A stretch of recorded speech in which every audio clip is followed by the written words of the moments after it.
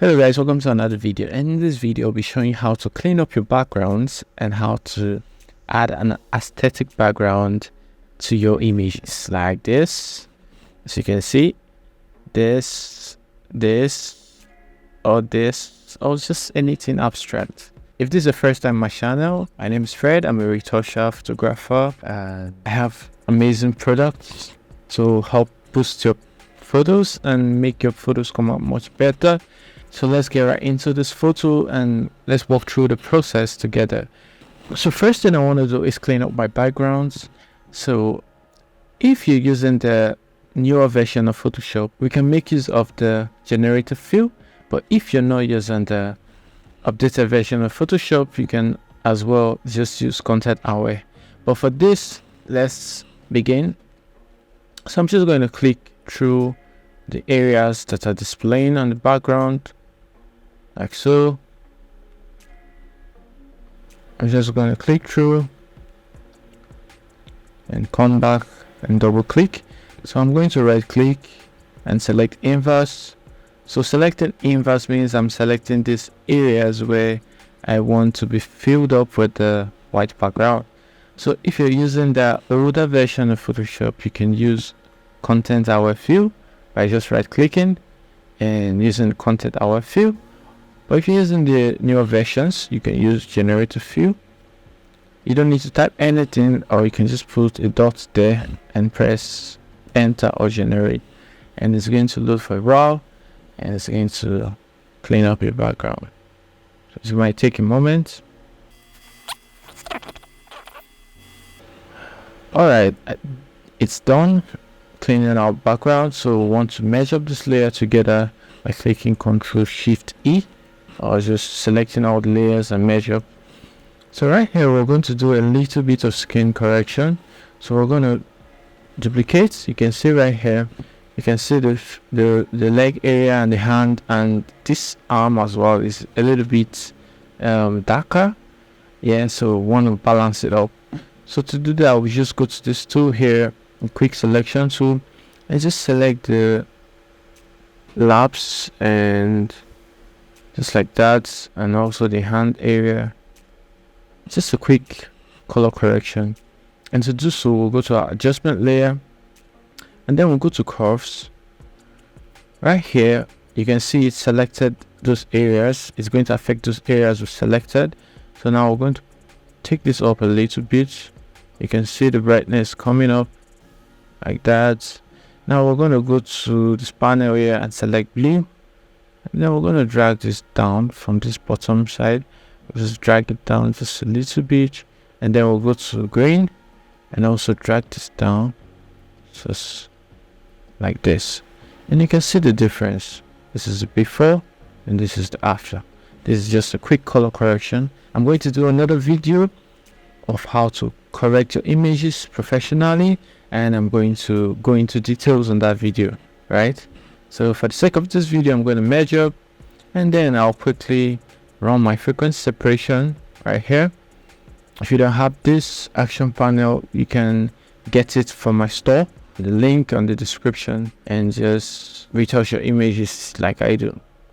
So I'm just going to run through the retouching process. This is not a retouching video, I'm just going to run through it.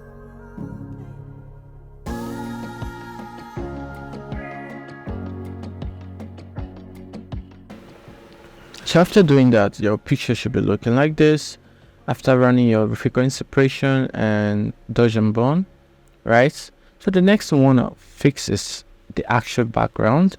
We want to make it smoother. We could have done this before, but we could also do it now. So what we're going to do is duplicate this layer, and we want to make the background smooth. You know, all these debts, we want to take them off. So we're going to duplicate, and then we're going to select our subject. So after selection, you can see the balloons are not selected. We can use this tool right here called the object selection tool. So we're just going to hold down a shift to add. You see this plus sign there, and we're just going to drag through the balloons, and it's automatically going to select the balloons and the rope. So after selecting the subject and the balloons, so now we're going to click Command X to cut and Command V to paste, like so. and then we'll bring the background behind the image like this. And now head down to filter, blur, and Gaussian blur. You can leave this at like 9 or 100, and click OK. You can see the background is looking smooth already, but we don't want to get rid of all the shadows, right? We can see some of the shadows are gone, so I want to use our eraser tool to just clean the part of the foot area so the shadows can come back, so it won't be as if she's on the air. So just like this, simple as this. So next thing we want to do now is you might also want to use a mixer brush to just blend out if your backgrounds are not even. You can use a mixer brush using this preset here, the settings 30 30 30, and just clean your background gently. You know, this might take some time, but just gonna make your background more uniform. Now I want to create our background cutouts. So to do so, we'll need to resize our image. Now I want to make this image Instagram size, so we can go down to 4x5, and we just expand the background like so, so we'll have enough space. Or if you don't want to use the Instagram size, you can just expand the background so you have enough space to be cut out. So just like this, we're going to click either generative fill or content aware. So I'm just going to click content aware. It's going to fill out those extra additional expansion. So now we want to create a background cutout and we want to make it look real, so we're going to add some curve to the background sides. So we're going to put 333 here, right? And we're going to draw out this like so to get something like this. It's just a shape. So now we're going to right size this layer, and then click on command, and then we should be getting something like this. We should be getting a curve like this on the side, and we're just going to click OK. We want to make sure this is quite even, so I want to bring this out a little bit. Now we're going to duplicate this layer, and then we're going to click on this, one of these nodes here, and just right click on it and flip horizontal, and we're going to have two of it. You just drag to this other side, and you should be saying something like this, right? We're not done yet, so what we're going to do now, we're going to merge these two layers, and then we're going to also duplicate our background. Now I want to bring in our aesthetic background we've downloaded. You can download your aesthetic background from anywhere. We can go to Pinterest. You can always search for photo shoot backgrounds, and you're going to see tons of backgrounds here. You can just download anyone and use for this. So we already have some downloaded. There's a lot of them here. You can download and use. So we're just going to drop our image on this and just expand to a level we're okay with. We're going to click OK. Now we're going to take this background behind our subject.